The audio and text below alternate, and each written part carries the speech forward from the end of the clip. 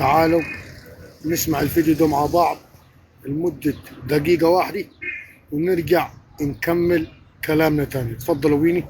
هيكسر للراجل الموبايل بتاعه. شوفوا كده. زاد وطفح الكيل وطفح الكيل على الميزان. من فينا كان شوفوا كمية الغرور والكبرياء اللي عند الناس دول. ايه اللي غيره؟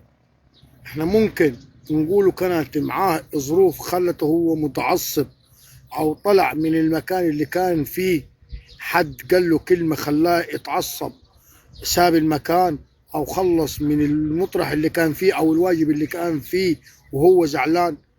ما نحطش المسؤولية كلها عليه، ولكن ده مش هو اسلوب الفنان المحترم، مش هو ده الفنان اللي كنا نعرفه من قبل.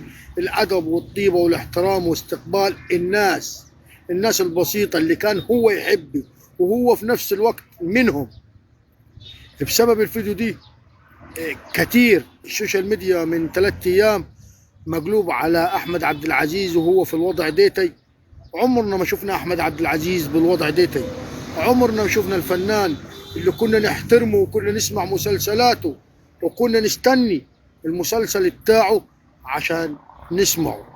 لكن مش هو احمد عبد العزيز اللي تعامل مع الشخص، يعتبر الشخص ديتي اخوه، يعتبره اكبر منه سنا، كان واجب عليه انه يتصور معاه وحتى ياخد، يعني مش عارف اقول ايه لانه الفيديو عصبني بجد، الفيديو ضايقني بجد.